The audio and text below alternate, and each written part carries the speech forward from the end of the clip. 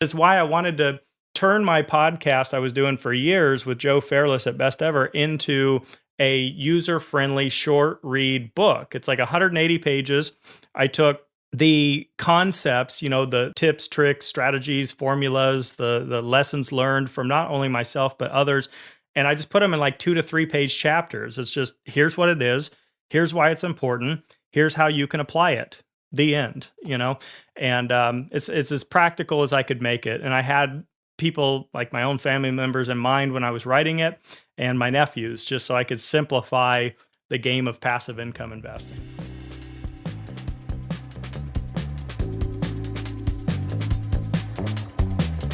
Welcome to The Path to Wealth, the show about well-being, fulfillment, and financial freedom. And I'm your host, Hennche. Welcome back to The Path to Wealth. I'm your host, Hennche. It's my pleasure to welcome back Travis Watts. Travis is a full-time passive investor and the director of investor development at Ashcroft Capital. He's been investing in real estate since 2009, with experience spanning multifamily, single-family, and vacation rentals. In our previous conversation, we explored building multiple passive income streams why traditional finance models are outdated and the difference between being rich and being wealthy. Today, we're focusing on multifamily investing specifically and what it means in the current economic environment. Travis, it's fantastic to have you back, and you're actually the only guest that had a second run so far in just about 100 episodes. I love that, and I'm honored. Thrilled to be here with your listeners again. Thanks for having me. Well, how have the last 18 months been for you since we last spoke? Like, what has been going on in your investment life, in your personal life? Yeah, a lot's changed. So, I think I was on the show, November, December of 22. The Fed had been raising rates. There was a lot of uncertainty at that point where they were going to take them.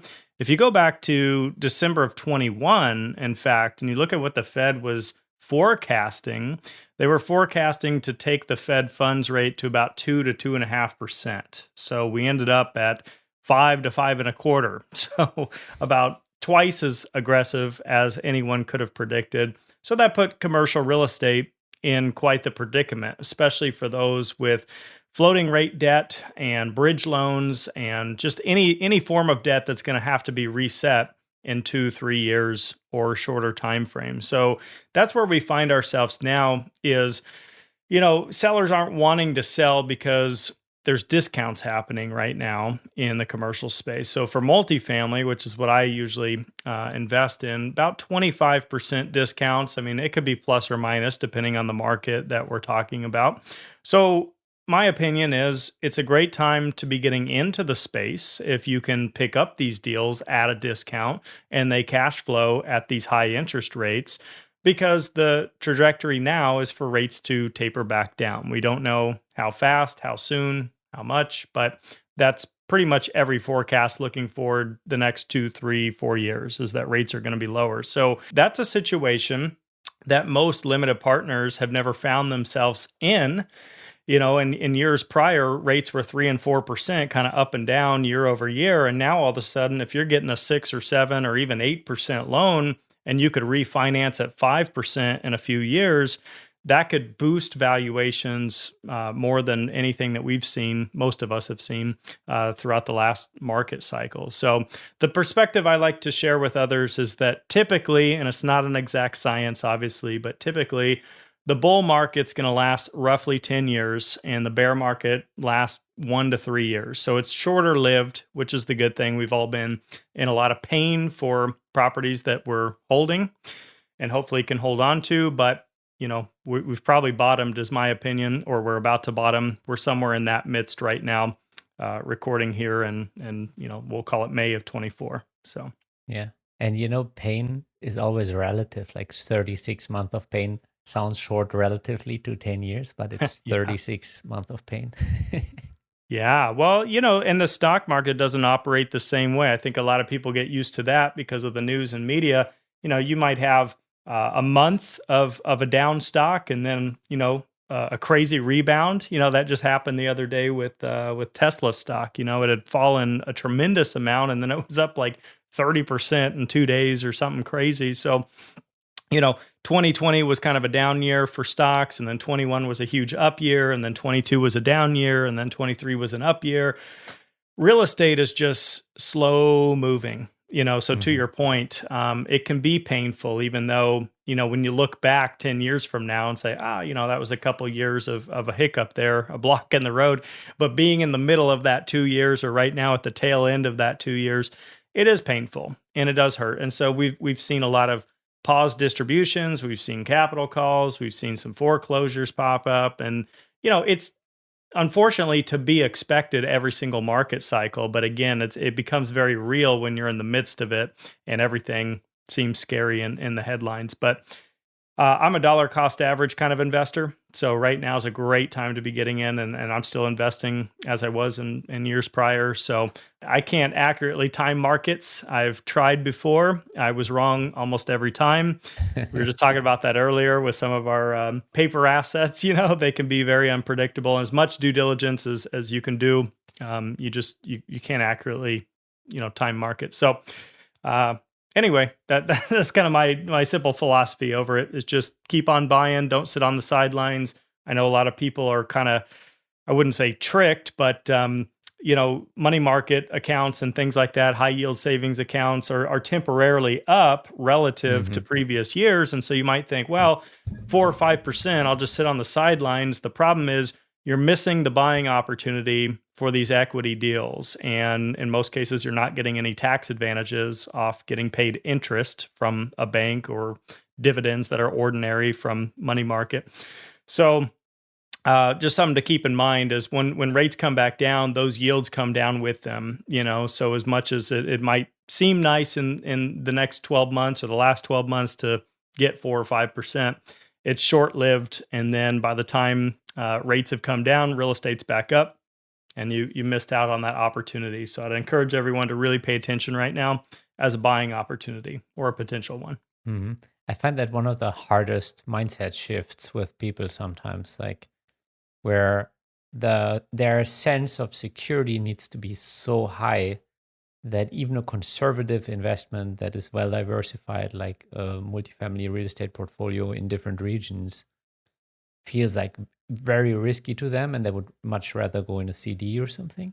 And they don't understand the long-term implication of what that means for their wealth and the security of their family. Yeah. The stats are shocking and unfortunate with average return, especially for those trying to time markets or get in and out of investments and flip stocks and trade and all this kind of stuff. Because the psychology is when things are getting real ugly and real bad and near the bottom, either people are selling or people are on the sidelines not buying because of fear, right? And they don't feel comfortable, to your point, getting back in until we're half to 3/4 of the way rebuilt. And then you're just getting that cushy top, which means that we're getting close to another down cycle again. And so the average returns are crazy. I forget what they are exactly, but in terms of stocks or like an index fund, if you miss out on just a few of the best trading days each year, your returns are less than half of what they would have been if you just set and forget, or you dollar cost average in, month over month or year over year. So that's the philosophy I subscribe to. Yeah. And there's real statistics around this. I find it very interesting. I always keep joking with my wife because she's the set and forget. Everything is automated. She doesn't open her accounts ever. So it's just kind of doing its magic. And statistically, I think it's Charles Schwab who actually looked into that. And they said, this is exactly the kind of investors, these women that do best. Because the men, they think they can do it. They have an edge. They look into their account. They open it 360 times a year or even 700 times a year. and more like those are exactly the underperformance. Yeah, I worked for, there was a period of time in my journey, I worked for a very large national brokerage firm, and they ran a study and found that the best returns came from those who were deceased. Basically, those that had accounts passed away and they didn't get touched for 5, 10, 20 years. Those are the highest performing accounts. So something to think about. But it's so funny. So it really seems that life is counterintuitive. So if you were able to withstand the fear and go with reason, you would know that you should be investing into the down market. Mm-hmm. And the lower it gets, the heavier you should be investing. But it's like, so like psychologically, it's just too hard for the Yeah. majority of us. Like, we don't have the emotional discipline to go through that exercise. So Yeah. then we think we're taking other actions, which actually, like you said, a dead person is turning with better results, because inaction is the more healthy way to just stay in the market. Yep. 100%. A lot of misleading indicators out there. I used to follow some folks who would predict the next big downturn, and I went back, I did a webinar like 6 months ago, and I went back to 2013 or 14, and every single year I would pull these headlines from a group of these people. The big downturn is this year. Stocks are about to plummet in 2016. We're going to see a 90% reset in the stock market in 2018. We're going to see the crash. And it just never materializes. And it's because, even if you could accurately run technical analysis, right, and you had every reason to believe A, B, and C is going to occur, what you can't predict are policy changes. What is the Fed going to do? Are they going to start printing money again? Are they not going to print money? All this has huge repercussions to the markets, and none of us, including them themselves, the Fed, right, know the outcome, even 6 months from now. So I just wouldn't even play that game. Would be my advice. So how much do you think should the word of a like JP Morgan, Chase CEO, like Jamie Dimon weigh, like when he says we're probably looking at a potential stagflation, and like he's been the CEO of Chase since 2006. He's done pretty well with his defensiveness. He's picking up banks when they crumble rather than Chase crumbling. Yeah. Impressive track record, but no one can call all the shots accurately, right? So while, let's say, he ends up correct there, we go into a period of stagflation. Well, take a look over the last 10 years of his predictions on Bitcoin. They've been wildly inaccurate, right? And it's just, again, to say that, you're going to always win some of the time, right? The clock's always right twice a day. So yeah, he's still waiting for the rug pull on Bitcoin. Yeah, right. Yeah. He goes from it's going to, whatever, 100,000 to it's a scam to I'm not going to comment on it anymore. So it's, not picking on Jamie Dimon. I mean, they're all smart people, but you've got all these folks, the Robert Kiyosaki's saying that, crypto was a scam and it's fake and there's no fundamentals, to now pumping crypto and Bitcoin, saying it's the next gold and silver and I'm a buyer. So yeah, lots of flip flops. So, one thing that I put in my recent book is finding asset classes that have 100+ year track records. It's something I've been a little more hyper focused on lately. And of course, real estate would be one of those, multifamily going far back, well before, 100 years. But there's just an essential need. We're becoming a renter nation. We have for years. The stats keep going in that favor as single family ownership has gotten more unaffordable and with rates being higher. So I'd like to go with more predictable outcomes instead of chasing the latest trend or following the latest headline or buying into the newest business idea.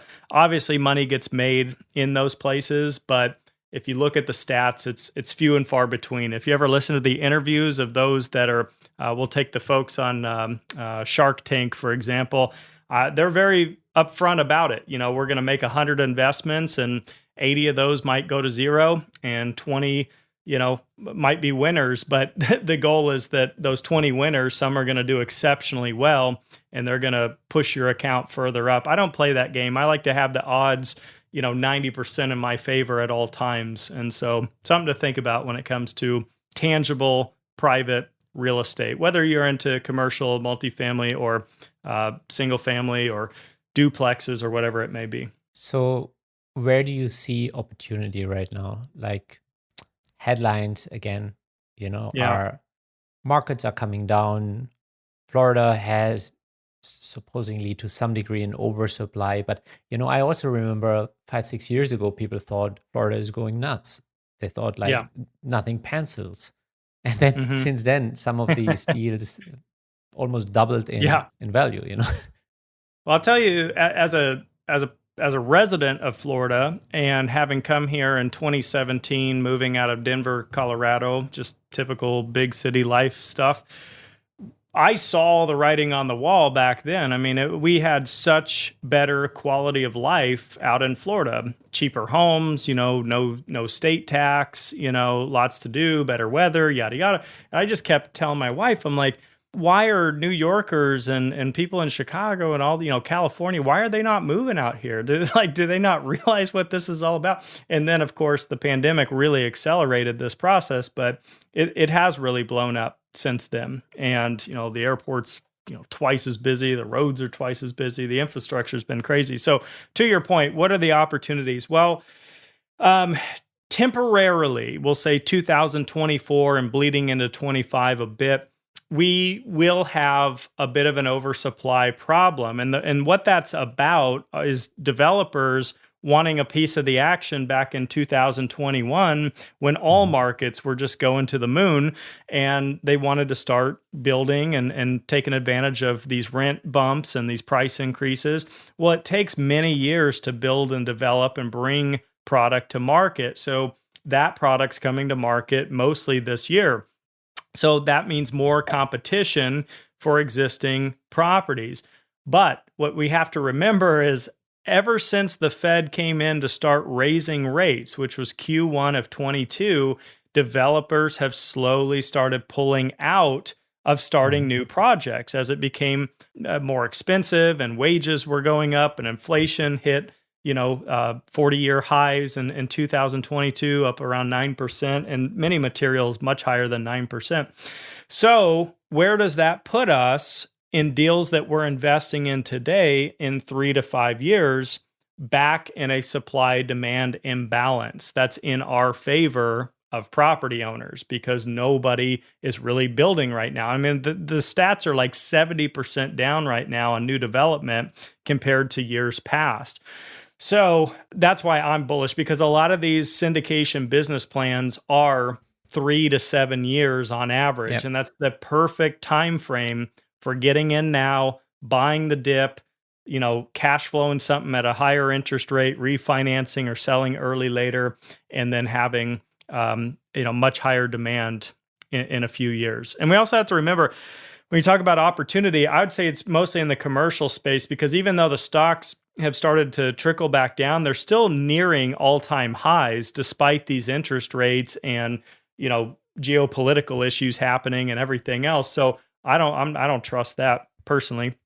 And single family, we have to remember that the common debt structure is 15 to 30 years. So people who already had mortgages or refinanced at 3% loans, they're not being affected right now. Their payments aren't changing. They're not, inadjustable loans like in the commercial space. So because of that, you're not seeing the 25% discount that I alluded to earlier. So there's not really that opportunity there. So I'd say it's really in the commercial space, finding operators who specialize in office, industrial, self-storage, multifamily, you name it. If you can truly get it at a discount and it truly cash flows day one, I'm a cash flow guy. So that's where my money's going. I mean, cash flow is safety. If you get the cash flow equation part right, you can sit out a lot of hardship. Exactly. And again, not every investment's always, going to have that steady, consistent, guaranteed stream of income, but that's why we diversify, right? So I've experienced it as much as anybody else that's out there as a limited partner over the last couple of years, but I've got so many diversified holdings in so many different sectors with different debt and different asset types and different geographies that it's okay, because these are going to make up for those. And that's just something to keep in mind. I'm not an advocate. I know there's different philosophies out there of put all your eggs in one basket and watch that basket closely, or don't put all your eggs in one basket and diversify. I'm the latter philosophy. So I think it depends. See, if we're looking at building vast fortunes, yeah, those happen in laser focused. So all eggs, one basket, Yep. and really taking the full run of it. Yeah. But for every person that we hear about that got rich this way, like I always contemplate, like, okay, let's, for example, take the Bitcoin example. Like, would I really taken $10,000 in 2009 and put it on something that nobody has ever heard of and that I had to trade like in a park in New York City because I wasn't even able to ramp on money online in the way that it's able today? Yeah. Probably not. Right. Right. Li- Yeah. Like But sometimes I do yeah. these thought exercises. I'm like, would I have really done this? And the reality is no. So you bring up a great point, and it's, if you take the case study of the Elon Musks and the Mark Zuckerbergs and the Steve Jobs and the Bill Gates, this was done through all your eggs in one basket, right? Yeah. Double down on what's working. I own a ton of stock in one particular company, and then that company just explodes. If that's your type of goal, then fine, and so be it. But I'm a person who, my strategy and plan was to live off of passive income. So this would not do well even in those circumstances. Most of those don't even pay a distribution, but I wouldn't want to put everything into one because there's so many factors that are outside your control. Like we just spoke about earlier, it could be a natural disaster, it could be a fire, a flood, a tornado, a hailstorm, or a softening market, or what the Fed does, or the wrong debt structure. So I just like to have 50 plus different streams coming in, and knowing some are going to lose, some are going to do as expected, and some are going to outperform. But I want to overall obviously have more wins than losses and stack the odds in my favor. But for somebody who is getting into multifamily real estate, like for the average person, entry level might look scary. It's like $50,000, $75,000, $100,000 in investment. Like they don't quite think of it yet as I will do 5 of those and 4 will do fine and 1 will do okay. Like the first one or the second one, and actually I just had a conversation with a friend of mine. She knows the fundamentals are there, but she has participated in 2 multifamily deals that were very average to bad. Okay. So now she feels burned because she feels like she understands that the fundamentals work. She's seen other people, including her friends and me, make money in it. But she feels like it's disappointed in it. So it's like for somebody who doesn't quite have the capital to participate in 5 to 10 deals, it hurts a lot more if that 1, 2 don't go well. Yeah, for sure. A couple things to think about.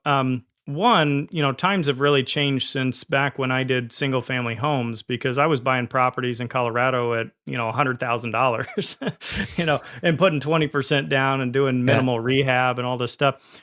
You look at today's prices and maybe you're paying 3, 4, or 500,000 for a rental property, you're already putting a substantial amount down, right? You're already putting $100K plus renovation. So, I would feel more comfortable doing 350K deals as a limited partner than going 150K on some fix and flip single family property. That's one thing to stack it up against if you're dead set on real estate. The other thing I would say is what I'm teaching my nephews and what I've been doing with them for years, and it's buying into REITs, real estate investment trusts, and high dividend, paying stocks and ETFs. And there's a lot of things that have come out. A lot of people aren't aware of that produce monthly passive income. Might be in the form of dividends, might be interest, might be other things, but they have a brokerage account which you can set up nowadays for free. You can execute trades for free, unlike the past where it was $8-9 or even more in the 80s and 90s and stuff like that. And they can hyper diversify with 10 grand, $5 grand, $1 grand. Like you can buy some of these stocks at $10 per share. So every time they have spare money, and I help with that with birthdays, Christmases, graduations, different events in their lives, I make that basically a check to their brokerage account. And then we talk about investing and I show them kind of what I'm looking at and we make some trades. So you can really start with $10. You know what I mean? Yeah. So if 50K is too much and too scary and syndications, you're not there yet, focus on just educating yourself, which is why, once again, I'm not to plug the book, but it's why I wanted to turn my podcast I was doing for years with Joe Fairless at Best Ever into a user-friendly short read book. It's like 180 pages.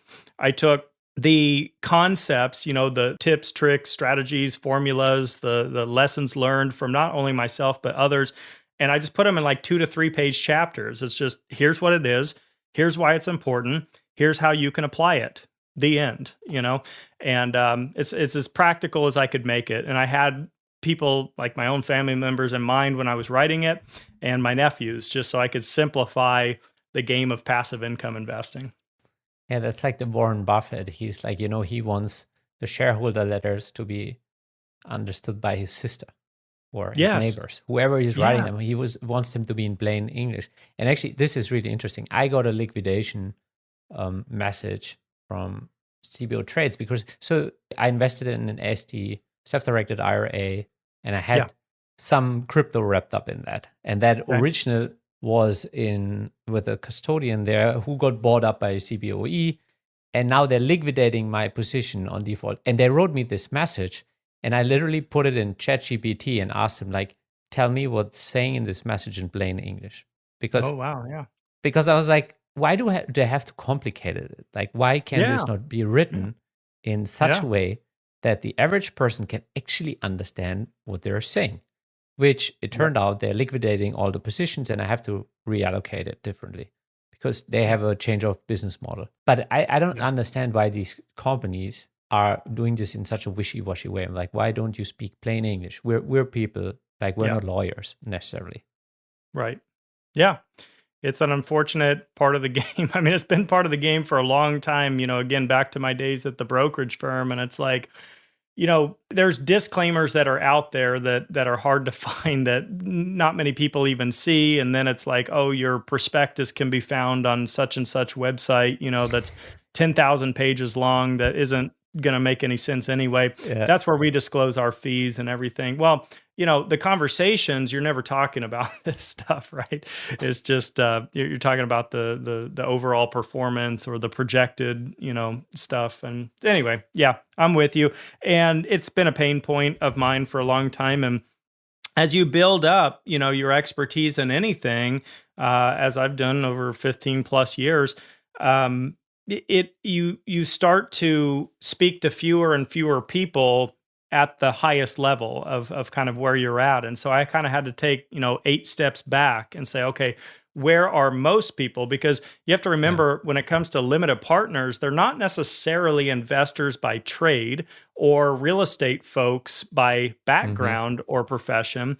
So you're trying to translate for doctors and engineers and entrepreneurs that work in completely different sectors, and you're having to speak in layman's terms to them. And so anyway, great points. But there might be business owners, so that's a good start.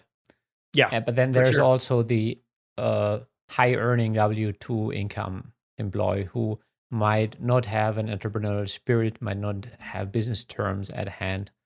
And I think there it really helps to communicate in plain English and be like, hey, this is what's happening.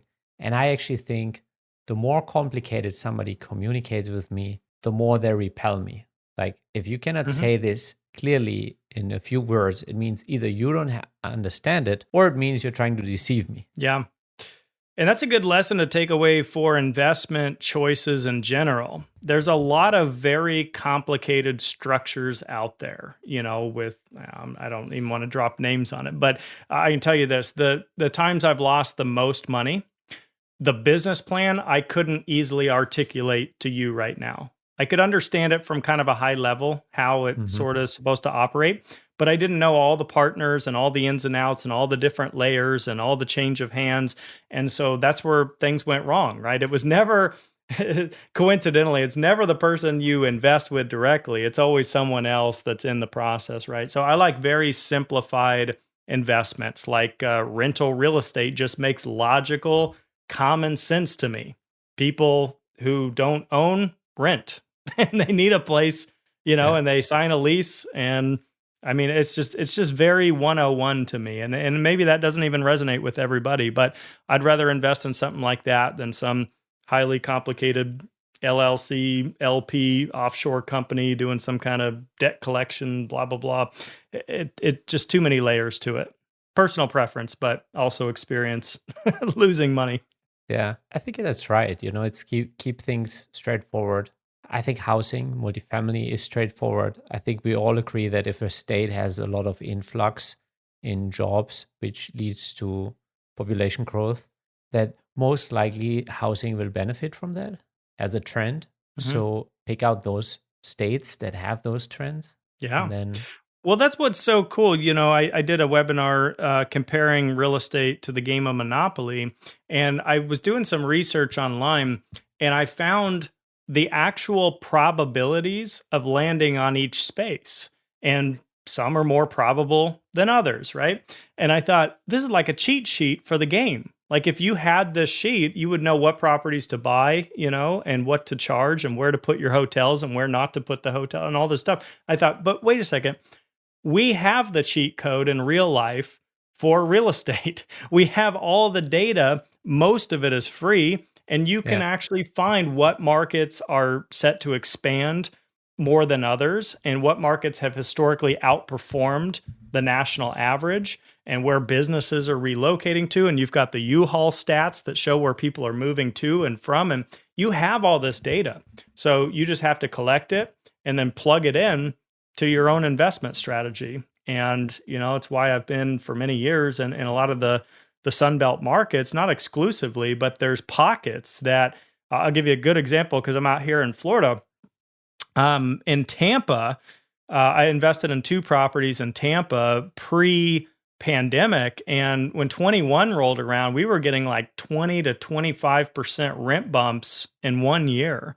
But we already knew that Tampa was set to have something similar happen. We didn't know it was going to be exactly that, but basically outperform most of the cities in Florida is my point. And it sure did. And so, again, that was just public info that I looked at online. But yeah, there's your U-Haul stats right there. Look at that. Texas, Florida, North Carolina.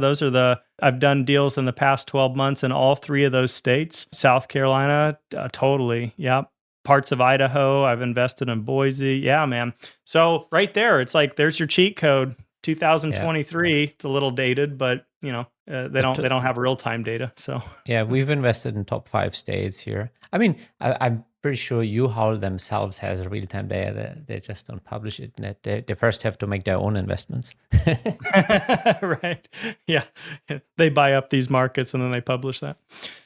Yeah. But again, I mean, look, you pulled that up in like 3 seconds, and it's just one piece of the puzzle. It's just one clue, right? That one stat is not going to just explain everything and guarantee your success, but you combine that with what Moody's Analytics is saying, with what Berkadia is saying, with Marcus and Millichap and CBRE and Urban Land Institute. So that brings up another good point I just want to mention to your audience. Every quarter for the last probably year and a half, 2 years, I've been publishing a market report on behalf of Ashcroft Capital. And I pull these data sources across the board so that I'm not being biased towards what one person or company or firm thinks. And it really gives you a good indicator on where we're at in the economy and the market cycle and market-wise. And we publish that stuff for free. It's just... a lot of people don't tune into it. So check it out, ashcroftcapital.com. Yeah, what are we looking at here? Tampa? Oh, yeah, Tampa. I just wanted to kind of pick up on what you said earlier, where we are in terms of so the average homes, you see somewhere in the 280,000 to 400, 500,000 in the core of the city. But we're also seeing a lot longer days on market now. Yeah, for sure. For sure. So, I mean, the boom happened is what we're looking at right now. Yeah. And by the way, I mean, when I say Tampa, I'm including things like Clearwater there to your left and whatnot. So we've got a property out in Clearwater. But we can't expect that we're going to ever see possibly again, 20 to 25% rent increases year over year.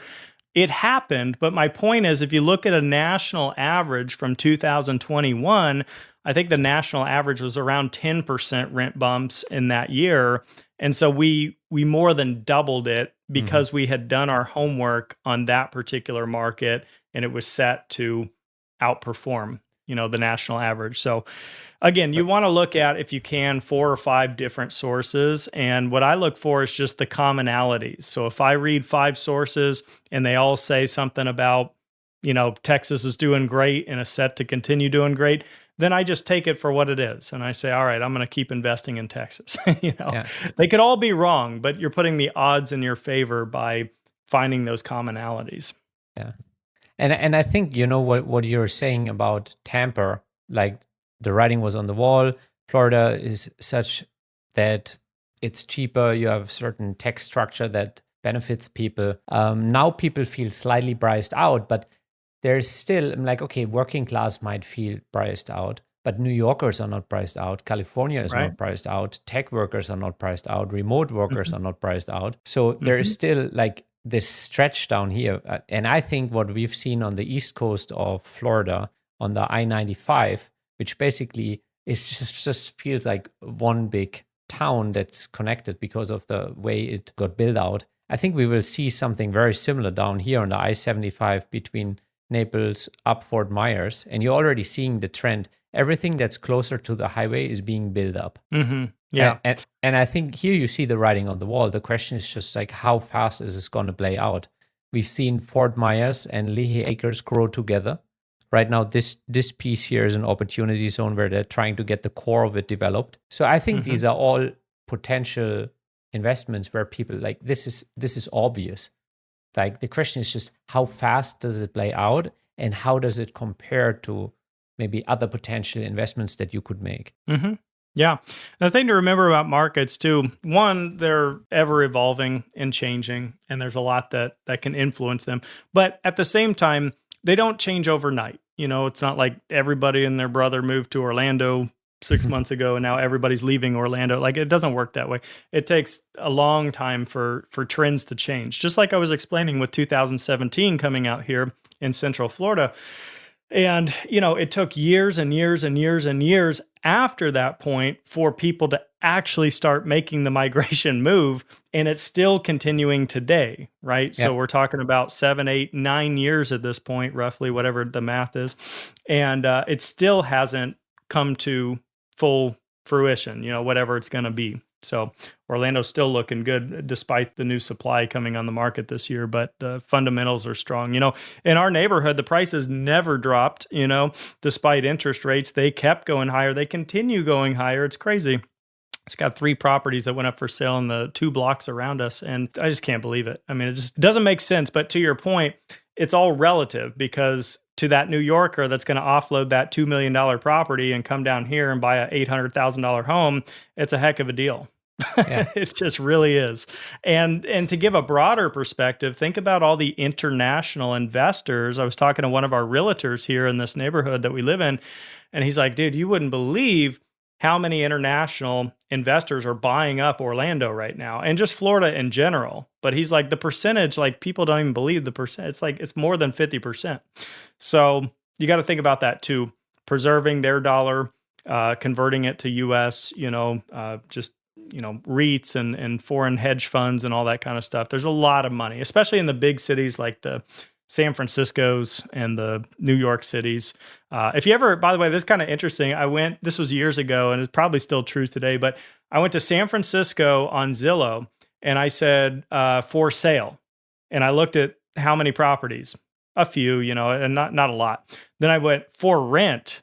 Boom. It was like 10x, for rent. That means investment money, so yeah, something to think about. Yeah, it's probably something similar we see in Miami. There's a lot of outside capital buying prime, like Brickell is being bought up like crazy at rates unprecedented, and the kind of it's getting closer to New York, but it's still you get a little bit more square footage. Yeah, Miami's just, it continues to evolve itself. But there was a brief period a few years back where Miami was seeing an exit and a softening. New York City obviously was seeing a big exit and softening. And now they're some of the strongest markets currently. So that's what I mean. Markets, they ebb and flow. One thing that made me uncomfortable years ago is I had all these properties in the front range of Colorado. And I'm like, okay, if I don't change this strategy, I'm going to wake up one day with who knows how many properties all in like this 40-mile radius. And I'm putting a lot of risk right there, right? Political risk. What if they increase the state tax? What if the jobs and the companies go away? What if floods and natural disasters start to happen? So I love being a limited partner in a syndication where I can choose these markets, nationally, and I don't need to live there. And I'm in and out usually in 3 to 5 years. So, when you talk about the big long-term macro trends, it's like, it's kind of irrelevant. For example, if I bought a property in Orlando and someone says, what about global warming? Well, do you think it's going to happen in 3 years and Orlando is going to be underwater? It's a real thing and I'm not making light of it, but that's probably more like a 50 to 70 year trend that you might want to be concerned with. So anyway, something to think about, making the case for syndication investing. I asked that same question to Omar Morales, who transacted like $3.8 billion of multifamily real estate in Miami. And he's like, Miami has that 50-year projection that there's potential floodings and will get worse. But at the same time, they're one of the cities that is investing really heavy in infrastructure to prevent that. And then also the way it ramps up is it will come as seasonal damage first, long before you feel like you can't live there anymore. So for current investors, it's just not a thing to really take into consideration, other than if your insurance company tells you like, hey, we're ramping up rates because of what is happening here. And that's certainly happening in Florida. But yeah, you think about, again, for a broader perspective, places like my wife and I went out to Venice and, it floods every year. I mean, it's sitting in the middle of the water, you know what I mean? But the prices are not coming down. The prices are stable, if not increasing. I haven't checked on it recently, but when we were there, it was like 2019. I couldn't believe it. These tiny little 2-bedroom places for like $1 million US. I'm like, I don't get it, man. You're already underwater. But yeah, it's interesting. I don't know what the long term will be, and I don't know what they're doing to help prevent that. I think taking Venice in terms of the human psychology around it, Miami, for example, is built up in a certain way. Nobody's just going to move out, and it's not going to be like immediate. It's not like a rug pull where all the value disappears. Mm-hmm. And if people are still holding on to Venice, which is literally being flooded every year, and then Miami has a long way to go. It's nothing that we need to be concerned about as investors right now. Right. That's my point, I guess. If my philosophy was I'm going to buy assets and never sell them till the day I die and my kids are going to inherit them, I would be concerned about these topics, but I'm just not in the short run. So yeah, good point. Yeah, that's actually also interesting. I've seen more investors transitioning to long-term strategies like that, where what you just brought up is like where you could potentially own an asset for your lifetime and then maybe even another generation. Even so, most likely, oftentimes I think kids have other interests, and this is actually when a buying opportunity is there where the kids don't know how to manage it and they don't want it, and they're like motivated sellers. Yeah, well, it's probably come back a bit more in popularity since all of these short-term business plans with floating rate debt has temporarily not really worked in our favor, right? Mm-hmm. So then you think about, well, hey, what if we had just put 10-year fixed rate debt on these properties? We wouldn't be in any kind of predicament at this moment. So I think some people are thinking along those lines. What I can speak to this though firsthand, as a limited partner, I've partnered with groups, and I still do today on occasion, that never project to sell. That doesn't mean they won't sell. It's just that I might be in a deal for 20 or 30 or 40 years. I don't know, and I have to be okay with that. The bigger picture philosophy is they're going to buy it, renovate it. Rents are going to go up over time. They're going to refinance when it makes sense. They're going to give us all of our capital back at some point. And then we're going to have that infinite return, quote unquote, right? Where my money's out of the deal, but I'm still collecting cash flow. And it's kind of a generational strategy. If they do sell, you're going to 1031 into something else, and then yada, yada. What I can tell you, though, is as a practical case study, in 2015, I did a couple of these deals, and they started out with about an 8% cash flow yield in year one. And every year they've gone up about 1%. So today they're cash flowing at like 15 or 16% annualized. However, if I look at the syndications that I got in, and we did a quick value add and turn and sell, and I either 1031 or I didn't, whatever the outcome, my IRR was closer to like 22, 23%. So even though the cash flow on those other deals is healthy at 15%, they are hitting the point where these loans are about to start amortizing. So that's going to bring our cash flow down. And every year we have to hold back some of that return for future CapEx expenditures. So you're never really getting the 15 or 16%. You might be getting like 12 or something.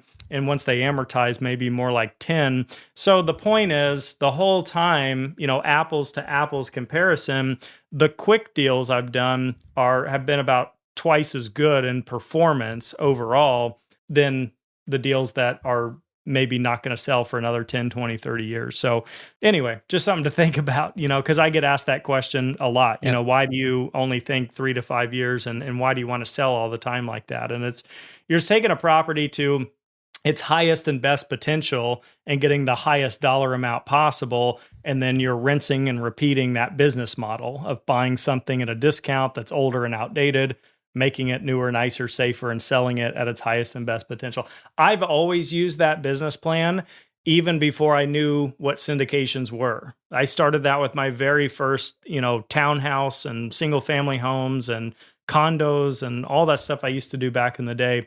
And I find that to be the most rewarding, financially speaking, of all the different business models that you can do. Something to think about. It's also nice to get those paydays. No, it's like, oh when yeah, you, when you get the fruit of it, and you get those individual transfers or checks coming in, you're like, oh, this worked. Yeah, it certainly is, and it's unfortunate for all the folks who have just gotten into this stuff in the last, couple years or few years or whatever, like the example that you gave earlier. I get feeling burned. I mean, think about someone who sold their business or inherited money and put all their money into the stock market at the tail end of 2021, or something like it, and then 22 rolls around and you're 30% down.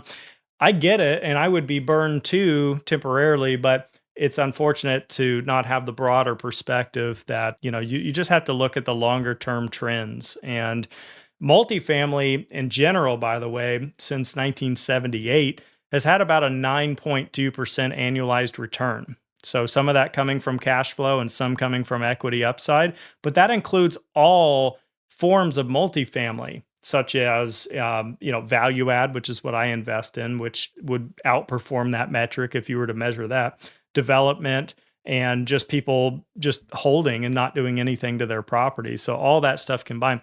So something to think about. Same thing with rent growth. It's that it's not to suggest every year you're going to experience rent growth forever and ever and ever. There are down periods, but they're very short-lived. In fact, I looked up this stat one time. If you ever look at a 5-year period of residential rent, there has not been a down period of 5 years.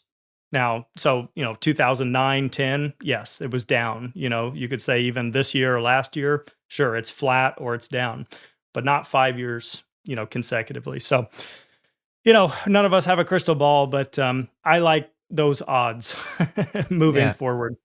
And there's millions of people that can't afford housing, so they will be renting. There's even more millions of people streaming into this country, whether it's legal or illegal, who also want housing. Yeah. So housing is a definite need in this nation.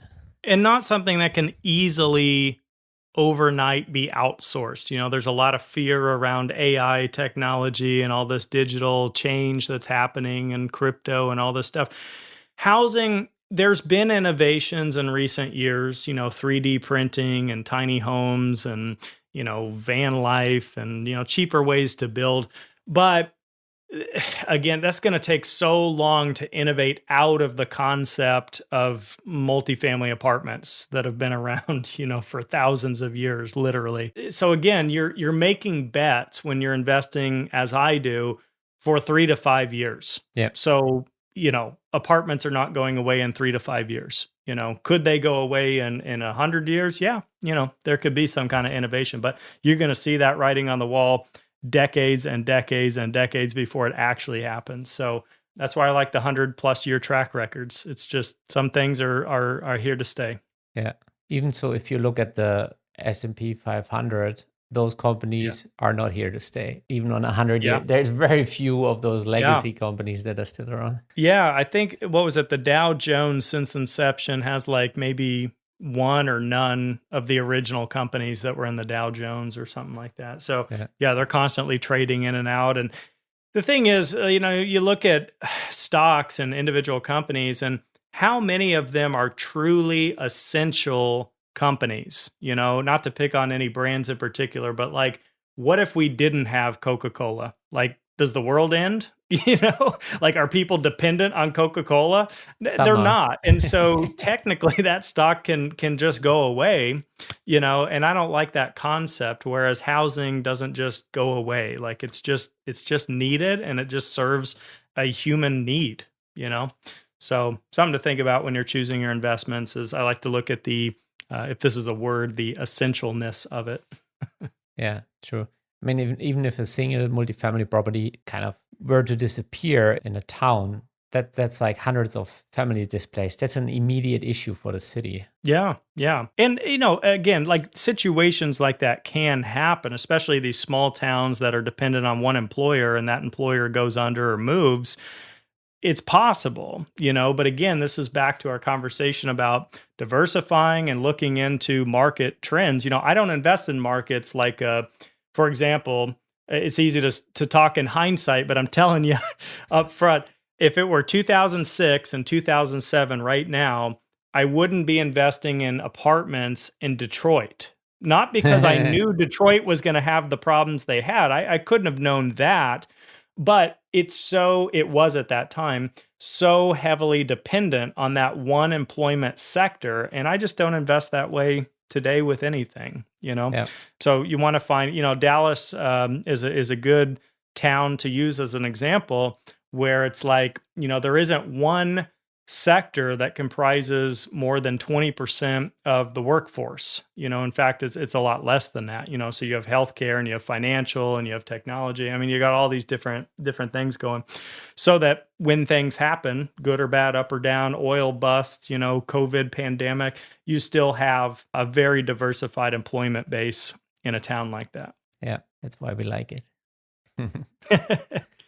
Well, Travis, thank you so much for your time. And everybody, please go to Amazon or wherever you buy your books and grab a copy of Passive Investor Tips from Travis Watts. And where else can people connect with you? Where would you like them to listen to more of your content? Yeah, so I just wrapped up my second full series under the Best Ever podcast. So bestevercre.com, or you can YouTube it as well. I'm done with the podcasting. That's what the book was for. I kind of put all the best topics and most valuable information into that resource, again, on Amazon.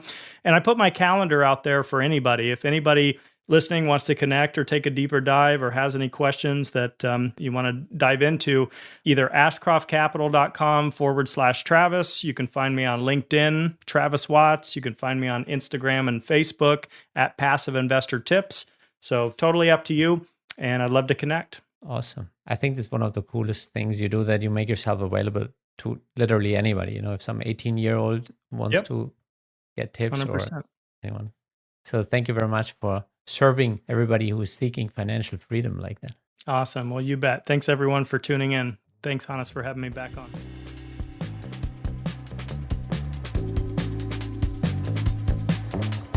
Thank you for joining us at The Path to Wealth. We hope you enjoyed today's episode. Check out our upcoming guests and be sure to share it with all your friends and family that want to take their life to the next level of wealth.